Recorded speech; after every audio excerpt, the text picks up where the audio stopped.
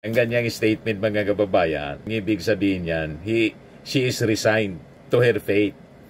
Bahala na. Kasi hindi man niya po mapipigilan itong si Boyeng Rimulya na halungkatin yung kanyang records. Pinatulog, mga kababayan, ng previous ombudsman na si Martires.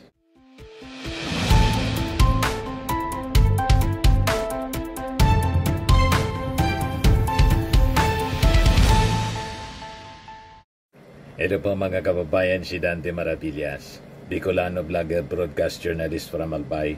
Taranta si Sara Duterte, mga kababayan, sa naging pahayag ni bagong ombudsman, Crispin Boyeng Rimulya, na tatanggalin niya yung restriction sa SALN. Sabi ni Sara Duterte, inunan kanina po ng reaction sa appointment ng ating Pangulong Bongbong Marcos kay Boyeng Rimulya. Sabi ni Sara, kung ako anyang presidente, hindi ko yan i-appoint. Never daw niya, mga kababayan, i-appoint si Boyeng Rimulya bilang ombudsman. Ang problema po, hindi nga kayo ang presidente, vice-presidente kayo. Ang presidente, yung ating Pangulong Bongbong Marcos. At malamang sa malamang, si Boyeng Rimulya ang tutuldok sa inyong ambisyon na maging presidente. Kung pinalusot kayo ng Senado, kasi ang dami mong kakampi sa Senado, dahil sa kakakampi sa inyo, nasira yung Senado ng lubusan. Damay-damay. Kung doon nakalusot ka, dito sa sa ombudsman na bago, kay Boyeng Rimulya, malamang hindi po kayo makalusot. Tinanong si Boyeng kung kasama ba yung pagbulatlat sa SALN. Kasamaan niya sa re-review natin. At alisin natin yung restrictions. Yan o. Ibabalik ni bagong ombudsman Jesus Crispin Rimulya ang lifestyle check sa mga kawani ng gobyerno. Tapos, mga kababayan, ito yung sabi ni Sara Duterte kanina. Kung ako presidente, hindi siya ang i-appoint ko na ombudsman. Vice President Sara Duterte commented on the appointment of Ombudsman Jesus Crispin Boyeng Rimulya, who earlier expressed willingness to publicly disclose SALN in of ex-President Rodrigo Duterte. Sabi ni Sara, wag na niya silipin, Diyos ko, wag na niya silipin, ilagay na niya sa harap niya at pag-aralan na niya ng maayos kung ano man yung gusto niyang gawin. Ipagpasa Diyos na lang natin siya at ang kanyang mga gagawin bilang ombudsman. Ang ganyang statement, mga kababayan, ibig sabihin yan, she is resigned to her fate. Bahala na. Kasi hindi man niya po mapipigilan itong si Boyeng Rimulya na halungkatin yung kanyang records. Pinatulog, mga kababayan, ng previous ombudsman na si Martires. Ito, pakinggan natin yung sinabi ni Sara. Huwag na niya silipin. Huwag na niya silipin, no? Ilagay na niya sa harap niya at pag-aralan na niya ng maayos. Huwag na daw silipin. Ano man yung gusto niya gawin. Ipagpasa Diyos na lang natin siya at kanyang mga gagawin bilang ombudsman. Ikaw ba na talaga siyang ombudsman sa kanyang pwesto ngayon? Kung ako presidente, hindi siya ang i-appoint ko ng ombudsman. Kung ganyan daw ang presidente, hindi niya i-appoint si Boyeng Rimulya bilang ombudsman. Hindi ka nga po presidente at never kang magiging presidente. Malabo ang pangarap mo na maging presidente. Ito si Boyeng. Sabi diyan, Rimulya to issue memo reversing SALN restrictions. Tapos kakalkalin lahat, mga kababayan, pati yung kay Digong, pati yung Farmally.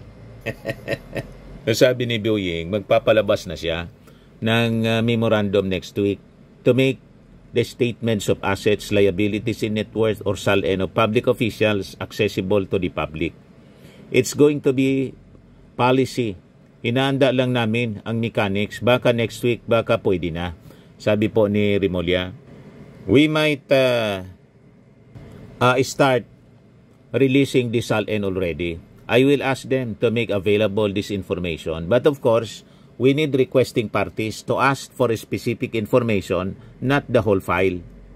He said they might redact some information from the SALENs to prevent it from being weaponized. Fair naman po si Boying Rimulya. Ayaw naman yan na malagay sa alanganin ang mga opisyal ng gobyerno. Pero yung mga controversial na opisyal ng gobyerno na talagang may tinatago na kayamanan, kailangan busisiin mga kababayan kung akma ba ang lifestyle nila sa kanilang SALN. Di ba? Tulad ng mga district engineers ng DPWH. Ganun po. Pero hindi naman po nangangologan, isi-single out po si Sara Duterte at si Digong. Hindi ganun po. Kaya lang itong si Digong tapos si Sara Duterte, may mga kontrobersya silang iskandalo na kinasangkutan na kailangan mga kababayan talaga turiin ang SALN. Lalo't mabilis yung paglunok niya ng confidential funds. 125 million in 11 days. Di ba nakapagtataka, mga kababayan? Kasi kung ayaw mong busisiin ang SALN mo, di wag kang pumasok sa gobyerno, pribado ka. Di ba? Pero pag nasa publiko ka, you're paid from the taxes of the Filipino people. That is a requirement. Rimulya added that since under the rule, SALN information must be available 10 days after filing and up to 10 years after it is filed, he is amenable to granting access to information even to incumbent public officials subject to national security and privacy considerations. It's public information, anya. And we talk about transparency. Let's go all the way. Lahat yan, pati kami. Sabi po ni Boying, when asked if policy includes former President Rodrigo Duterte, Vice President Sara Duterte, and President Ferdinand R. Marcos Jr. I want to be open. I want to open this office to the public. Sabi po ni Rimulya. Rimulya also announced intended reforms in his office, including the possible reshuffle ng mga personnel. Sabi niya, that movement of personnel is inevitable and sleepy employees will be roused. The personnel movement niya goes with the territory. Siyempre, it's a matter of trust and confidence. It's a work in progress. Meron namang nagtutulog-turugan pa, gigisingin natin yan. He said he also wants to improve the ombudsman performance and its non-prosecutorial functions of improving efficiency in government, including reviving the resident ombudsman in government offices.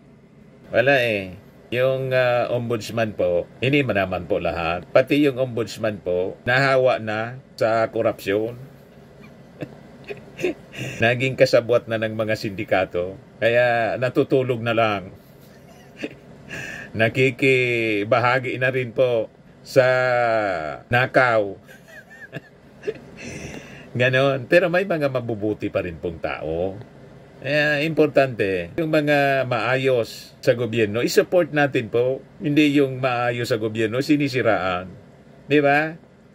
Ika niya, Mr. Maravillas, di ba, sige panira mo. Yan ang akusasyon sa akin ng mga DDS. Actually, hindi po tayo naninira. At wala tayong ugali na manira. Kung may mga kasiraan po na naririnig kayo, hindi po ako may gawa. Sila yung may gawa. Nagkikwento lang tayo. Halimbawa si Sara, yung pagbabanta. Hindi man po ako ang nag-udyok sa kanya para magbanta. Isa itong kasiraan sa kanya bilang Vice Presidente. So, nagkikwento tayo ng kanyang mga masasamang ginawa. Hindi yun paninira po. That is an objective reporting bilang isang journalist. Huwag kang gumawa ng masasama, kabuktutan, katarantaduhan para wala kami ikwentong kabuktutan. Kasi yung kwentong kabuktutan, ang media po, is just like a mirror. Kapag umarap ka sa amin, sa media, makikita mo yung mukha mo.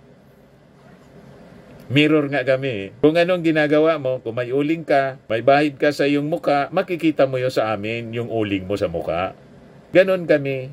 Hindi kami mga legit po na mga journalist. Ganon ang aming pinanghahawakan na policy and ethical standard sa aming pagre-report. Kaya kung may naririnig kayong mga kasiraan ng mga Duterte, dahil gumawa sila ng kasiraan. Kung inayos nila yung kanilang mga pananalita, pag-ugali, yung mga misbehavior nila, ano man ang ikikwento natin kung wala silang ginawa na masama, di ba? Yung mga pagsisinungaling nila, bakit ako ba yung nagsasabi ng kasinungalingan? Di ba sila? Nagkwento tayo ng kasinungalingan nila na sumira sa kanilang pagkatao. Kahit yung AJK, bakit may kwento ba tayong AJK kung hindi nag-AJK? Nag-AJK, kaya po may kwentong AJK. Di ba po? Kaya baseless itong mga sinasabi ng DDS na naninira tayo. Kayo ang naninira. Kasi yung mga sinasabi ninyo, lahat panira at walang base. Yung mga kwento ninyo, kasinungalingan laban sa ating Pangulong Bongbong Marcos. Yan ang totoo niyan. Sabi ni Boying, I want to improve the way the office conducts business because I really believe that one overlooked aspect is the proactive aspect. The origin of the ombudsman is the protector of the people, and we have to protect public interest all the time. He also plans to explore expanding the use of cyber warrants on data available from subjects of an investigation. So, yung mga opisyal ng gobyerno na maayos magtrabaho, may magandang intensyon na maayos yung palakad sa gobyerno, yun ang ikinakagalit ni Sara. Ayaw na ayaw niya. Ayaw niya kasi masisilip yung mga kabuktutan niya. Ang gusto niya, kasabwat lang. Kasabwat sa mga maling gawain, masasamang gawain. At yung mga katarantaduhan niya dapat hindi lang inaaksyonan. Hindi naman po pwede ang ganyan. Gawing normal ang paggawa ng masama at katarantaduhan. Di ba po mga kababayan? Sa mga naghanap ng malinis and spacious fitness gym, pumunta lang po kayo sa aming Colossal Fitness Gym. We also offer Grab Car Rental with our brand new 2023 model ng Toyota Innova.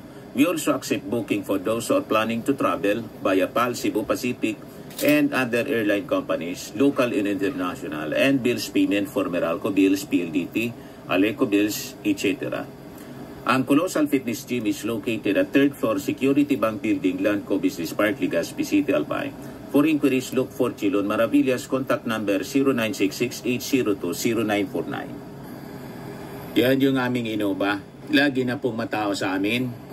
Pati mga foreigners po, tingnan ninyo. Mga British tourists sila. Ang lalaki ng katawan na, mga kababayan, nag-gym sa amin. Ito naman po, Indian National. Ito mga mga European sila. Ito naman yung bago naming product na binibenta online, Eye Glow Serum. Whitening po siya galing sa South Korea. Tingnan ninyo yung epekto sa aking anak na architect entrepreneur, Riz Maravillas. For inquiries, look for Riz Maravillas on FB. Ito naman po, Firmax Firming and Lifting Cream. Pinapahid po sa mga pulses and affected area. Mainam po sa mga pains at paninigas ng mga kaso-kasuan.